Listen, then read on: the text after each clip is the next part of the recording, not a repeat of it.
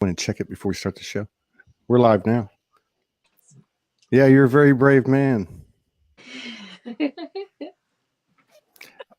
I wanted to put this question off for later, but I guess we can do it here during the preview.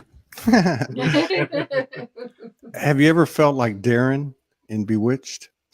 Yeah, a lot. Yeah, me too. It's definitely been an interesting transition, just getting comfortable with it. Yeah.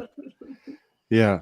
Well, I remember she told me how you held space for her and you when y'all first met, and you know the the higher vibration of that whole coming together. Yeah, that was interesting. Yeah, It's been a beautiful journey in the last 16 years for the two of us. yeah. So it's been since what, 2003? 2003, May of 2003, we met. All right. All right. We got 17 people in the house. Michael Fox, Linda Hickton, Donna Davin's back, old friend Karen Isis over in Thailand, Soraya Williams, Ashley Wright, Jennifer Sampson. If these shows resonate with you, please share. And welcome to Soul Speaks 5D. We've got Matthew and Karen Anastasia Riley with us. The divine masculine stepping up and being vulnerable. We know a little bit about their journey from the last show, and I think it's on fast forward at the moment for Matthew. So this is going to be interesting. But you guys met, and welcome to the show. Thank you very much. Thank you, Todd. Thank you. Yeah, it's a pleasure to have you here. So you guys met around 2003. Karen was going through this stuff. Y'all met online before online dating was even real. So that's already a needle in a haystack thing, right? Yeah, we met in May of 2003. I went on a date and knew I wanted to marry her that day, and we got engaged 10 weeks later. He proposed 10 weeks later. 10 weeks later, and then we were married almost a year to the day from when we met. Well, that tells me a lot about you, Karen, because he's a total badass from the heart. I can tell. He really is. I can relate to that. I told Morgan that first day, but it was like, it was about 3 years later after we got married when she finally told me she knew all along. I said, "Why didn't you tell me?" She said, "I couldn't tell you." She was right. So yeah, and so you guys are like mingling in and out of, you know, what we call in this show 3D, or just what we've known life to be. And then here you have Samantha pops up and wakes up one day through Reiki and all that stuff and starts connecting galactically and angelically. And then you're still holding the man's roll down. And I guess what was it, last year? Something happened? I got sick about 2.5 years ago. And it really shook me up and scared me. And I went back to old habits.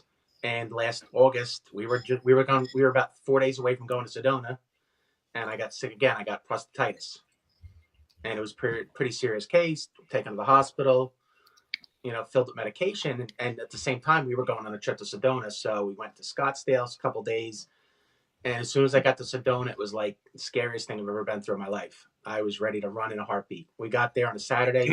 By Saturday night at 2 a.m., I was ready to pack the bags and go back to Scottsdale. And Karen took me through it, told me to calm down. And it was an interesting journey, those 5 or 6 days in Sedona. Well, I can tell you, I spent about 6 weeks there. And I can also tell you, coming from where you're coming from, I left my house in October 2016 and just started traveling around and stuff.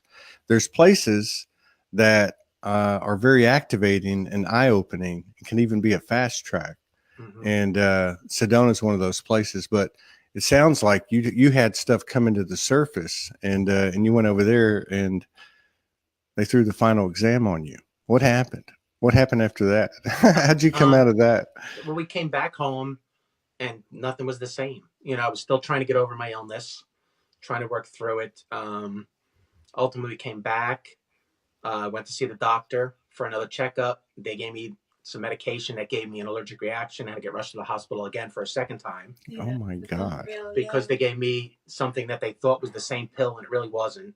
So I started allergic reaction, body covered in rash, throat started to close. So Karen had to rush me to the hospital. So by that time, that was mid-September, and everything changed. My whole life changed. My eating habits, the way I went through my life. work, everything just changed in a heartbeat. And it's just evolved over the last 6 months. He is on the fast track. It's incredible. He's on the Hello Kitty fast track. Hello wheels. Hello balls to the wall. Yeah.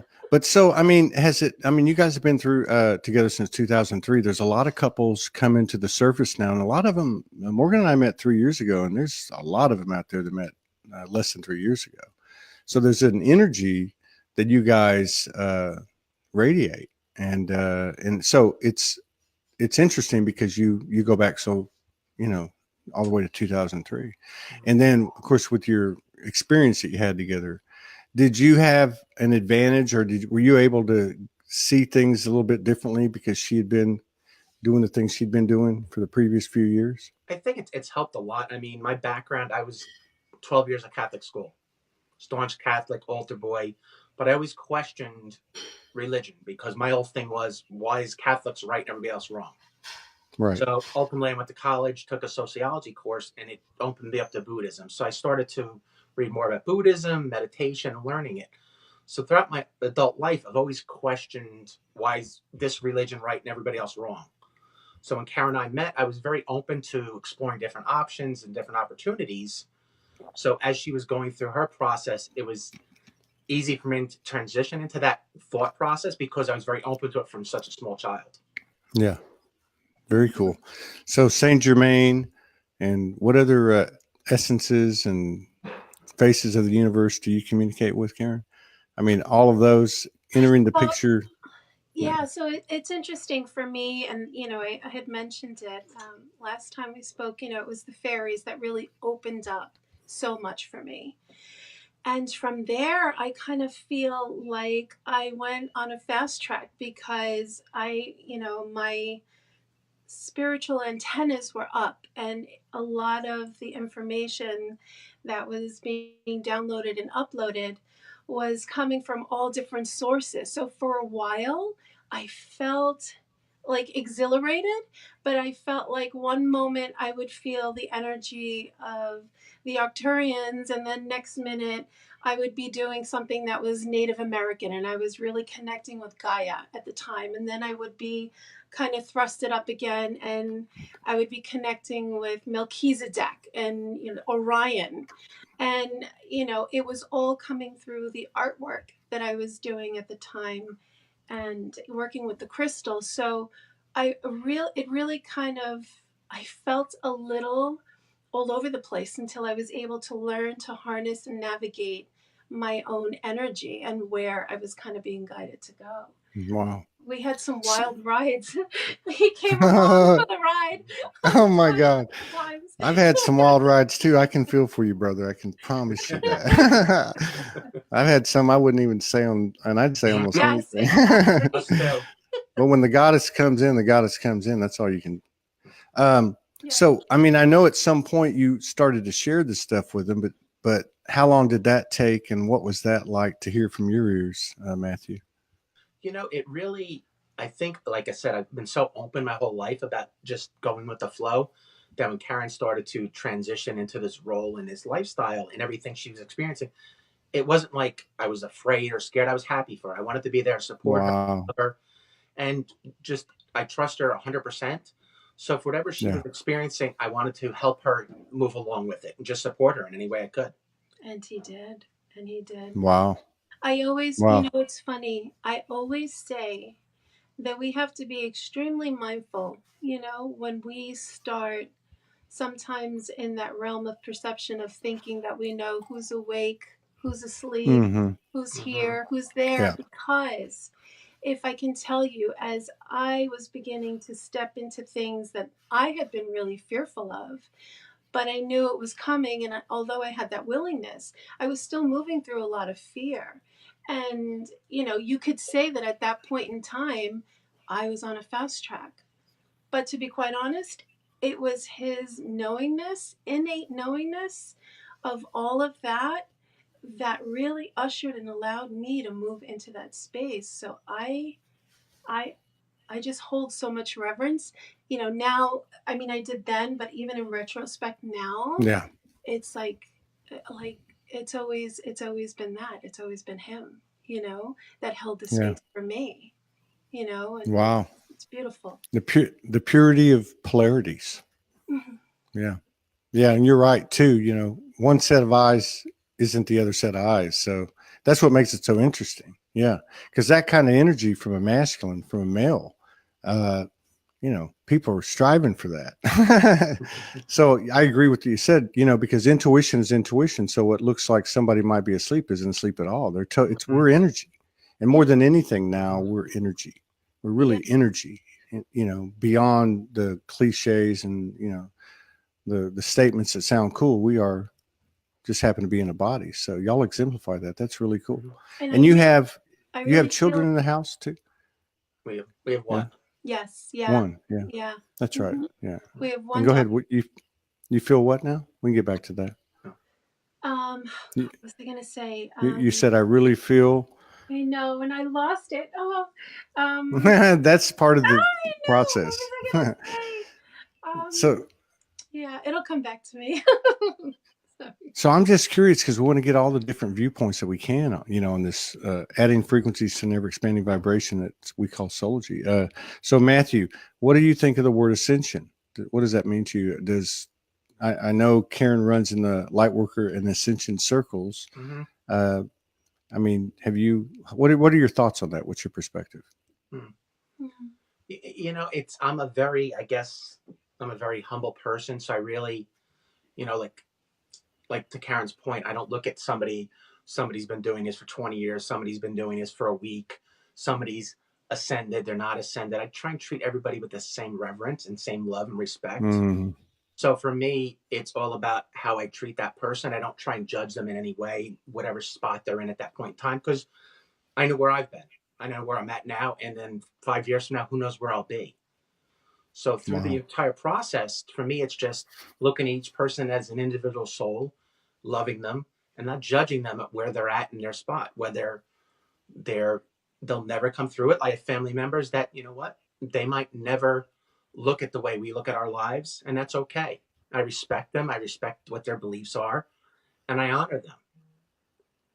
So for me, it's more about that individual one-on-one relationship as opposed to a group collective. And so for me, I've learned through my career and my business career just to try and teach each person as an individual soul and to love them and honor them at any point in time, no matter how they're feeling at that point in time in their life. That doesn't a reflection on how I'm going to treat them.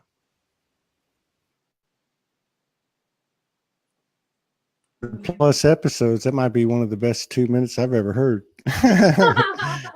That was right on the money. Well, because what he's talking about is true. He's not attached to the herd mentality. Number one.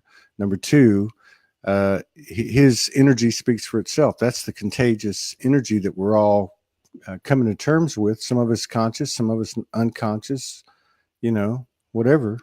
But just be in it and stop talking about it. Exactly. Then I'll be out of a job. Though. I don't know what I'm going to do then. You bring a lot to people. The shows I've listened to Karen and, like I said, listen to her speak, and she's played them and stuff. You bring a lot, and you just let people express how they're feeling. It's a beautiful thing. Can I tell you, sometimes over the years, watching you, there were many nights he came home and I was in the kitchen cooking and I was tuning into a show that you had on, and he'd walk in and he'd go, "Are you listening to that dude Todd again?" And I was like, "Yeah." But he always was kind of like, tuning in. He's, it's funny because it's almost like he always says he likes to be behind the scenes. Yeah. But make no mistake, he's always been out in front. He doesn't miss a thing. He really doesn't. Yeah. Yeah. It's the you can't have one without the other. If you are behind the scenes, like Morgan, if you are behind the scenes, you're actually the one out front. You're the one that doesn't even want the recognition, doesn't even want the camera near me. Right? But yeah, I totally get that. And we were talking about it today. We're like, looking at other couples like y'all and saying, it's weird how we're this way. And then we look at the other couples and like they have different roles, like not, just in a singular basis, but like she likes to be in the background. She's got it covered. I'm in the middle of that whirlwind.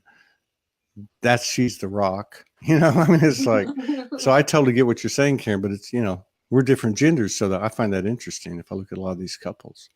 Yeah. So what's it like? Now is your child 11 years old? Is that what you said? She's 30. So our Oh, daughter, 30. Okay. our daughter is 30. She'll be 31 next month. Yeah, she'll be 31 next month. Matt adopted her 2 years ago. Was it 2 years ago Mm-hmm. in November? Oh, very cool.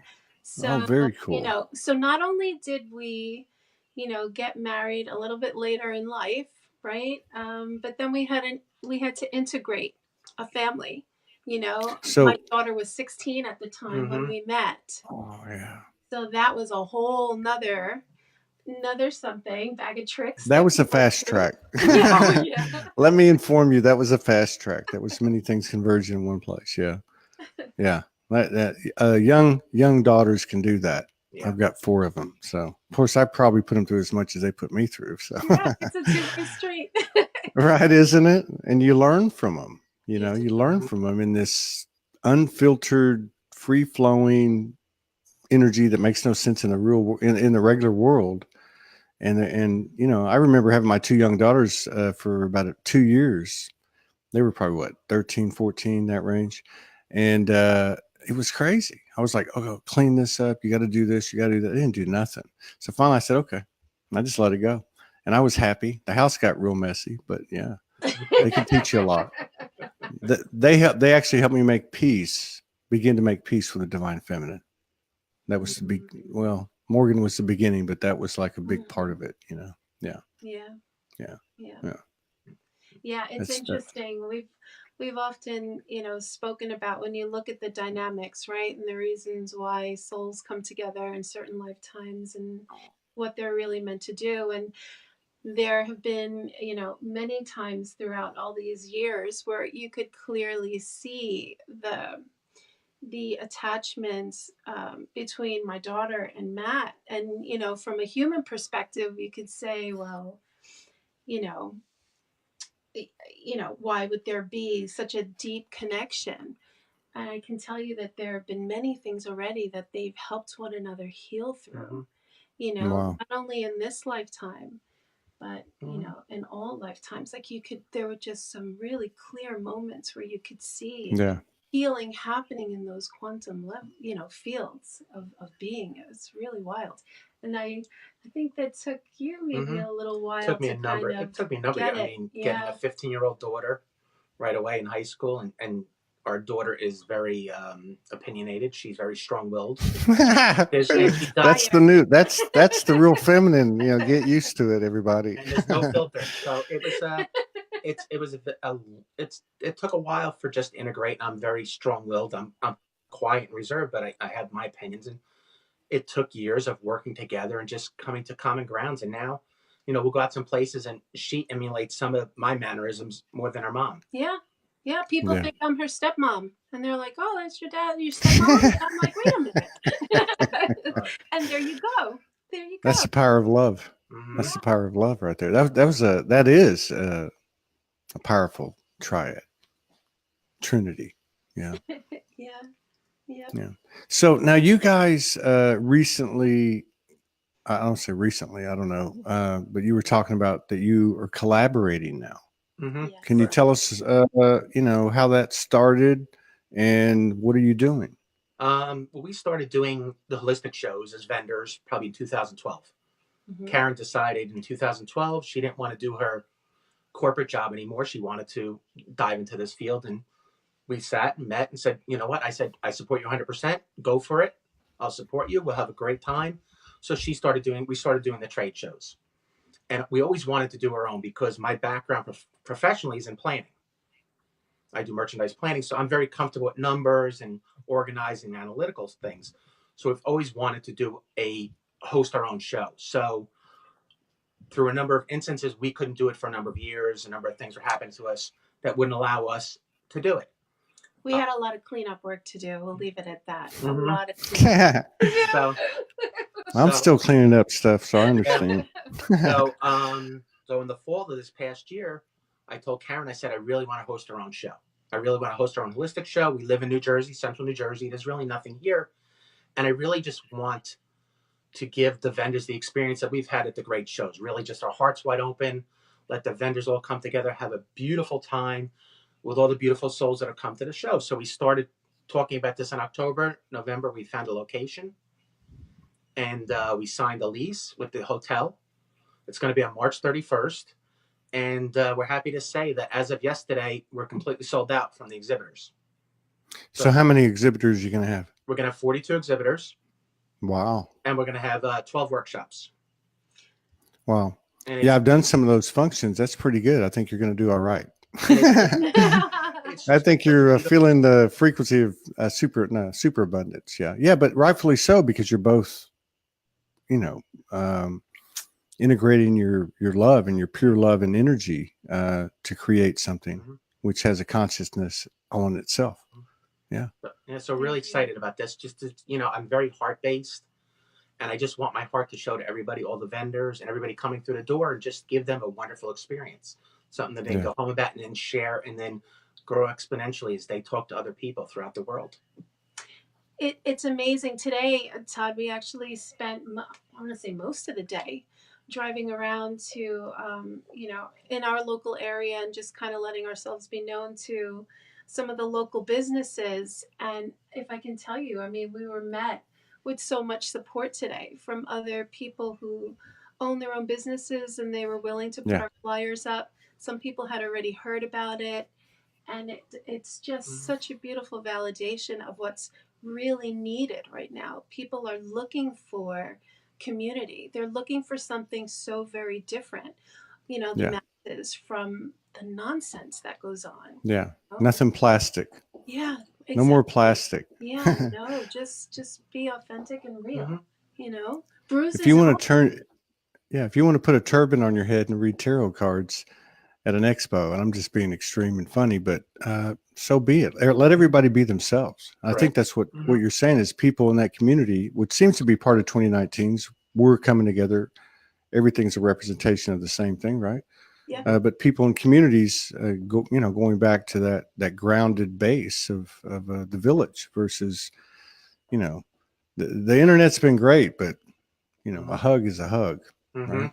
Yeah. No, What I find fascinating about your relationship, what I know of it, as I can see energy as I see it, I'm not saying I can see it great or not good, but I look at Matthew and I'm saying, wow, I can understand, because I see his heart. I totally resonate with his heart, and totally resonate with how he feels about you as I feel about Morgan, right? So, but I also know that all this, and he's incredible. You're incredible, Matthew. You're incredible, divine masculine, humble, powerful, but she is the spark, right? I mean, she is the spark. You're the fire, but without the spark, you can't have a fire. And so I see that part of it. And then, the other part of it, because she's allowed to roam free, it just keeps going. I mean, she's allowed to roam free. The creativity takes care of itself. Now you guys are collaborating, which I'm sure will be one of the first of many, many hundreds. Yeah. I mean, it's been beautiful, because again, we've been together 16 years, and this is the first time we've truly collaborated on something, and it's just been such a beautiful experience. It's just exploded into so many beautiful things. And we're really learning so much more about each other, and that's the beautiful thing. I used to tell Karen all the time, it feels like we're still dating, because I just cherish coming home from night to see her. Weekends, weekends are our time where I get to spend the whole weekend with her, and I truly love being with her at all times. Wow. Somebody make a meme of that real quick. We're still dating. Man, that's classic. This is fairy tale shit. You can't make this stuff up. Told you he's. But I think now, have you found that because of the the combined energetic impression that you guys make, just in just like going to hand the flyers out, do you think people pick up on that, see that? They do. Yeah. We go to certain places, and we frequent the places, and sometimes they see us when we come in the door, because of just how we are together. You know, we're strong individually, but when we're together, it's just that much more different. Yeah. And they see the pure love. It's just true love that we have. There's no act. There's nothing. I truly cherish her. People that I know that have worked with me, they, we've had Christmas parties in the past, and they can't wait to meet Karen because of how I talk about her in my office. Yeah. Yeah. And joy too, like, we're goofballs, we laugh all the time and we joke, and there's a time to be serious with all of this, and then there's a time to just laugh, and fortunately there were a couple of years where we didn't all that much, but we're in a place right now where it's just been so joyful that it feels wonderful, Well, that was the storm before the calm. Yeah. It sure was. Yeah. Yeah. It sure was. So, yeah, that's just, it's like, that saying, behind every man is, or behind every great man is a greater woman. I don't know what it is, but that's, like you were talking about, he's in the background, but you can flip it too. And to me, that would be the ultimate 0 point, would be for both those statements to be true. But I love the way that your life is unraveled and you shared with us, because when you met, it was like he was the magic almost. He was holding the space. He knew. Like I told Morgan from the first day, I know, but I don't know how to get there. Later, I told her that, like 2 years later. After thinking for 2 years, I knew how to get there. But no, so then it shifts. And then like that creativity that you have, that connection that you have, it's like a dance, and it's escalating. I can see it. I can see y'all been through a lot of stuff together. So that's, a lot. It's a lot of, it's every day getting up and knowing, like I said, how much I love and respect her. And there's good times and bad times in everybody's life, but it's ultimately looking into her heart and soul every day, knowing who's there and who's there for me, and I'm there for her. So there's going to be good times and bad times, but at the end we have each other. Yeah. And you mentioned the word trust when you were talking about her from the beginning. You knew you were going to marry her, you wanted to marry her, and that you just trusted her. Yeah. I think there's nothing that to me is what I could never argue with. I never even thought about it. Yeah. It would be impossible. From the moment I trusted her, and I was like, okay, that's it. It's done. Yeah. Same thing. I told her I could trust her with my heart. That night we met, we went out on a date. And that was when I left there, I called my buddy up and said, that's it. Because I could trust her with my heart. And she's the only person ever in the world who's ever come into my life before or since that I can trust with. Wow. That's amazing. His mom used to always say, and his sister too, they would laugh and say, we never thought he was ever going to get married. And, from their perspective, they always said it was because he was too picky. And it's funny that I think it was Vinny. I think it was his best friend that was like, when he meets the woman he's meant to be with, it's going to be just like that. And I think your mom and your sister were always kind of like, I don't know about that. But it did. Yeah. It was wild. Yeah, it was incredible. Yeah. Wow. That's another great meme. That's good stuff. Yeah. So this thing's coming up in March. Yes. And you guys are facilitating the whole thing. You're running the whole thing. You're producing it. Yes. We are. Wow. Yeah, we're producing it. That's not an easy deal to do with 42 vendors. That's not easy to do at all. So, and where's it going to be? It's at the Radisson Hotel in Freehold, New Jersey. Freehold. Okay. It's on March 31st. It's from 10 to 6. Central New Jersey. Yeah. Monmouth County. Yeah. How far is that from Philly? Like an hour and a half from Philly? Maybe an hour. I work down towards Philly. Maybe an hour ride, so it's not too bad. Yeah. So you're in a good spot. We are. You're in a good spot. How many people do you think you'll get? I'm not even worried. A lot of vendors have asked that, and I don't know. We're doing everything, whether it's the advertising we've done. We have a full page ad in Natural Awakenings magazine. We've put some billboards up. I'm putting out there whoever's going to come will come, and I'm not really holding that space of I need this many people or that many people. I'm not worried about it. I'm just putting faith. He's laying it down. Yeah, he is. He's got billboards up. Most people do these expos and events. It's like, if it's like me, 3 days in advance or whatever. But no, really, that's a lot. You're doing it, and I believe in that philosophy. I think I've forgotten that philosophy to a point, which is if you're going to do it right. Mm-hmm. You only get one chance to do it right the first time. So And, it's so might funny. as well He give it. came home one day and he was like, "Go big or go home." Who is it that said I don't know. that? I've always, it's always been, I want to put everything I have out there on my sleeve, like my heart, Yeah. no matter what it is. If I'm going to do it, I'm going to do it the best I can. There's no sense in trying it at all. Yeah. Very cool. Yeah. I don't know. So Karen, how's the triad between you, your crystals, and Matthew? Ah. Because I know you're a crystal. Yes, Yeah. yes. So it's interesting. So in the beginning, when I first started, connecting with the energy of the crystals, he saw the transformation in me, but he would always say, "Oh, I'm not sensitive. I don't feel them. I can't detect them." And anytime I snuck even the tiniest crystal in bed with us, he'd wake up the next morning and he'd be like, "I couldn't sleep all night. I was tossing and turning. I don't know what was going on." So now I had to come clean. You I were had to being confess. ganged up on, man. You were being ganged Right. up on. That's what was happening. But, She's like, he's not picking this up fast enough. So I got to get one of my friends over here to help me while he's in lucid dream. So in the beginning, he was kind of like, "Don't try to sneak crystals in bed with me," But then I would tease him and I'd say, "But I thought you weren't sensitive." Yeah. So, it's interesting because for such a long time, there was like, I'm going to call it what it is. There was this need, there was this expectation that I had, that I wanted him so badly to feel them and connect with them the way that I did. And then there was the resistance there because it wasn't organic for him in that way. Right.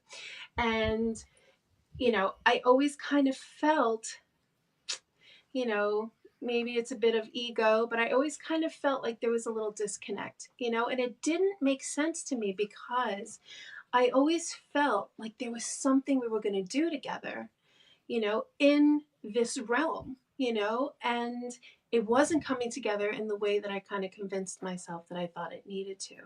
Yeah. So, as we kind of went along our process, to kind of really take a step back and see in the bigger scope of why everything kind of unfolded the way it did, and to just see like what we're doing with the expo, which far exceeds all of it, I feel, because it really becomes such a beautiful way for us to connect with so many beautiful people and the offerings that they're bringing.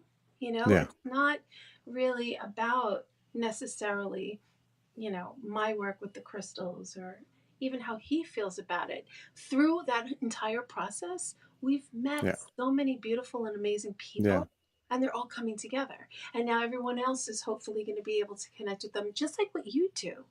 Like you look at all the things that you've gone through in your life, and it's led you up to this point where Soulogy was birthed and born.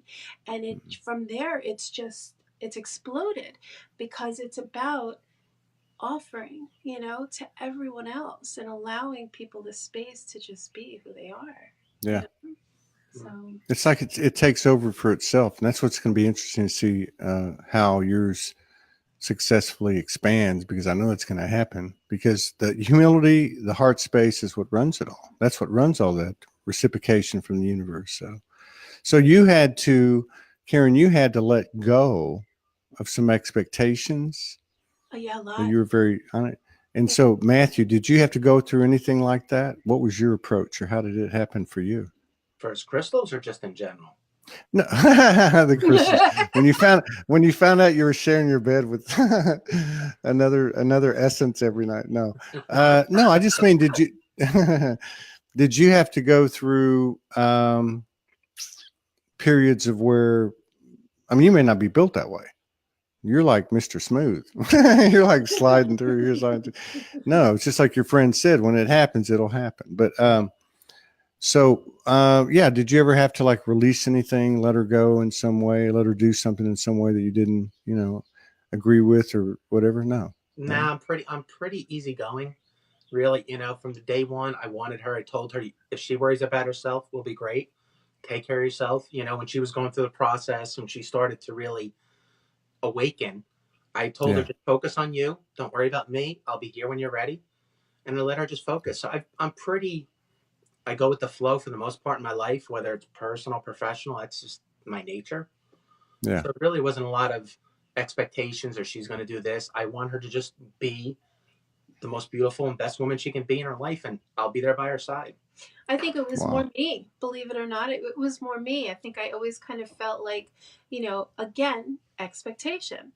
I would be Yeah. moving forward and I would kind of look back through that lens of distortion, if I can be quite honest, that said like, well, wait a minute, he needs to be doing this.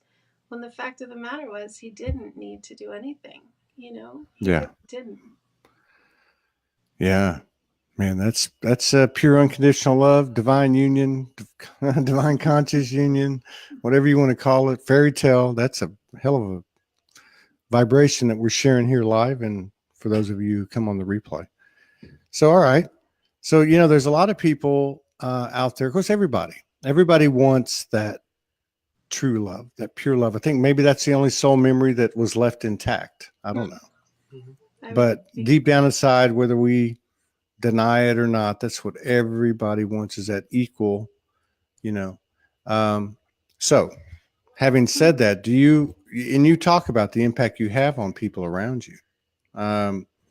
Do you see that being a more common occurrence? Are you having people around you getting married and hooking up and finding people in fantasy?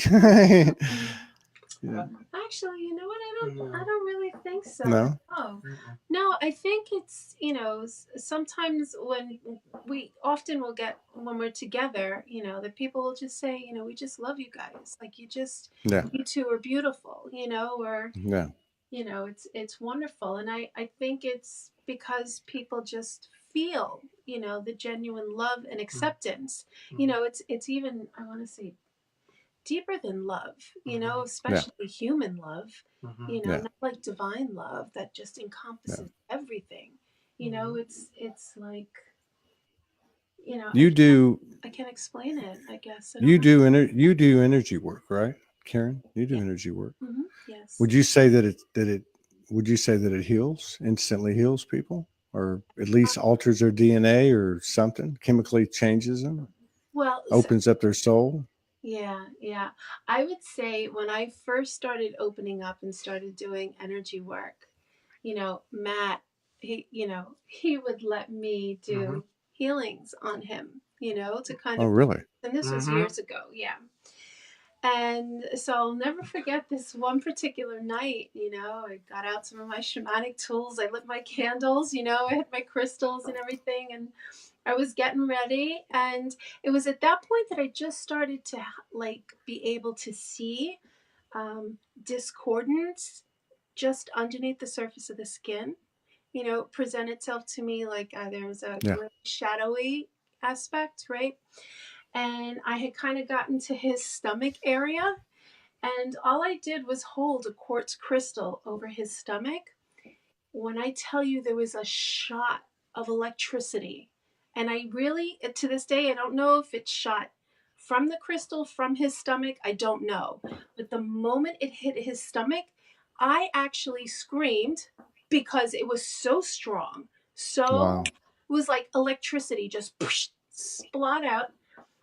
And what was it, the next day? The next day he was in the ER. Next day he was in the emergency room with chest pains. Like it was profound. Like I literally was just like, and I think that happened twice, didn't it? But he's not twice. Don't let it happen a third time. No. Yeah, no. That was when are you healing him, or I've seen some stepped out of the way. No. No. I was going to say, I've seen some masculines go through some stuff. I've gone through some stuff, but nothing like that. But I'd do it. I would do it for her. I promise you that I would do it. If she said, this is what we got to do, I'd do it. Yeah, no, she did it. I woke up that day feeling better than I felt in a long time. And about 3 in the afternoon, I was like, this isn't good. Yeah. So chest pains, rushed to the hospital. But, looking back on it all, because that experience did throw me a little bit into fear, and all those different things. And, it was my process to work through all that. But, looking back now, it really was just an energy that needed to be released. You know, Yeah. it was, I kind of Yeah. feel like it was just a start of many different things for both of us in different ways, having that experience together. And I was going through a lot of anxiety and panic attacks and just stress, chest pains from stress, from work and everything else. And through the course of the last several years, between a lot of meditation, it's a lot of different things, therapy, I've come through it. And now, you know, I do my meditations in the morning or at night, or just listen to a lot of meditative music going back and forth to the office. And it's helped, but it was a process going through those years of the anxiety and going to the hospital, chest pains and things like that to work through it. He has his own amazing story of his childhood, and there's a lot of substance there with him. He has been through it.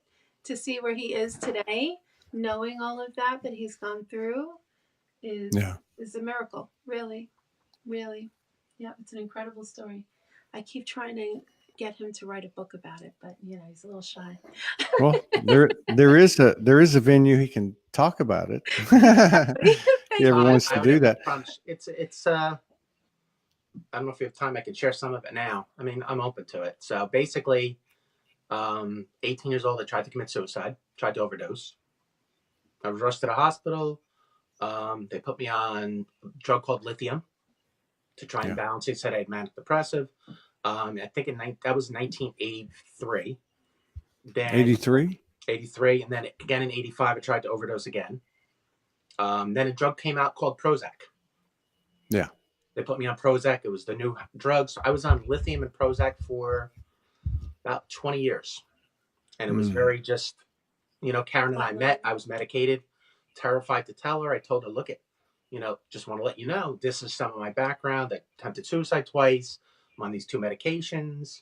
Terrified. She was like, yes, so I felt better there. And then in 2008, I came off of them finally. And ultimately, I came off the medications and I became who I am now, evolved to. But at that time, she met a new man. Yeah, it was a very intense time for us. We had just moved to Florida too. We live in Florida. So he had changed jobs, made a very bold decision to come off medication, kind of against his doctor's orders. He just did it. He didn't even tell me when he first did it. And it's funny looking back because I detected a change in him, you know, and I couldn't put my finger on it. Kind of thought it was just a combination of moving and the stress with work and stuff.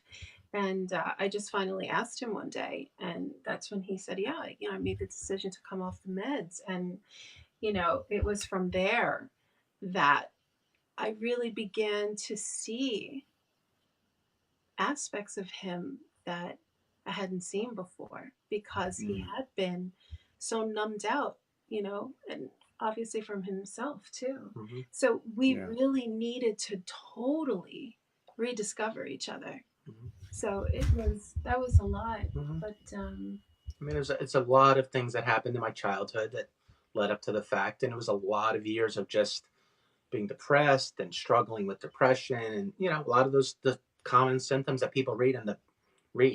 Yeah, you know, that I struggled through ultimately to get to where I am today. So I've shared that. This is probably, other than sharing my wife and a couple of people, I've really never shared it with people. And the people I share it with, they could never see me being in that spot.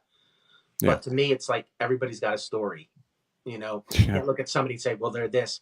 Where did they come from? So that's really comes back to not judging people and honoring them, because you don't know where they've been. They could have been X and now they're Y, but you don't know unless you really have the time to sit and learn who they are. That's true. Yeah. So. Wow. It's powerful. So that took you a while to come out with it. I mean, so my question is, like,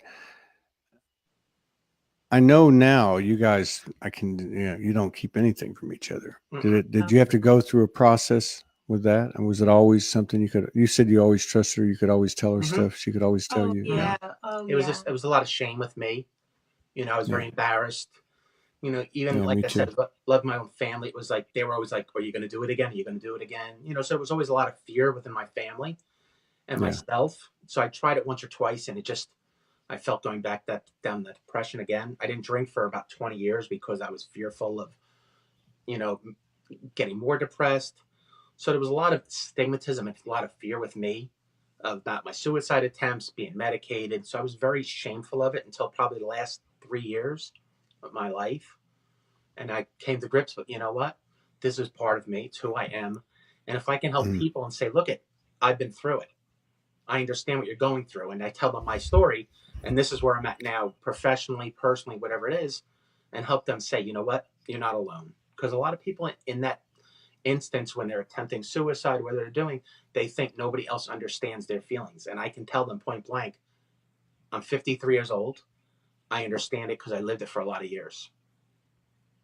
And to see him, you know, what was that, 2008? Mm-hmm. So here we are, you know, 11 years later, and he's a completely different man. And it's like, we talk about it all the time, you know, like when we first got married, we thought we loved each other so much. It pales in comparison to what I feel for this man right now. Like, there's no words. There are no words I could speak that could define what I feel. And it's been an evolution to witness, you know, and we had some really deep moments, but every one of them worth it, you know, every one. Yeah. Man, I don't know what to say about all that, but thank you. Thank you for sharing it. Listening. Yeah. I look forward to future collaborations. You know, I mean, it's just blunt and honest, and yeah, it's a beautiful thing. Your reflection together is a beautiful thing, and thank you for sharing it with us. I'd love to do some stuff with you in the future. Absolutely. We would. Yeah. Thank you. One, the other, or both. Yeah. Thank you very much. Thank you for coming on and Thank you. sharing what you've shared, and we'll do it again. Thank if you you're for interested. the opportunity. Yeah. Really appreciate it. Thank you, Todd. Absolutely. Bye. Yeah, and I just want to make one suggestion, and then you can say your last thing. I want to make one suggestion. At the expo, Matthew should get up and take 10 minutes and just let it roll, man. Soulogy style. Just get up there and say, "Here's what happened to me. Right. Here's who I am." And trust me, yeah, this was a big stepping out for me. I'm not, like I said, I'm behind the scenes. I'm a pretty humble guy. Yeah. So, but I appreciate you giving us the opportunity, giving me the opportunity. Really do. Absolutely. Yeah, and I'd love to do it again. Yeah, especially with the emphasis on the males. You know, I mean, it's important for that vibration to be expanded and people to be exposed to it, because that in itself activates people, and whether they know it or not, the soul doesn't miss anything. You know. So, what were you going to say, Karen? The last thing you were going to say? Oh, I don't know. I kind of got lost in that exchange between you two. I apologize. Yeah. I don't think it was anything of importance, but you know, I just One more time thank you. Yeah. Thank you. Yeah, and thank you, and make sure you put your links on the comments, and also why don't you tell everybody one more time where you're going to be, what day it is, or days, and it's going to be March 31st at the Radisson Hotel in Freehold, New Jersey. It's from 10 a.m. to 6 p.m. Again, we'll have, I think it's right now 42 vendors, and we'll have 12 workshops, and we're looking forward to seeing everybody come out and just have a beautiful, beautiful day with a lot of beautiful people. And it's called the Heart of Oneness Holistic Expo. Wow. Congratulations. Yeah. Congratulations. I wish you a huge, successful, super abundant reciprocity for the universe, for your divine love that you're sharing with everybody. You take care. Peace out. Thank you, Todd. Thank you. Thank you very much.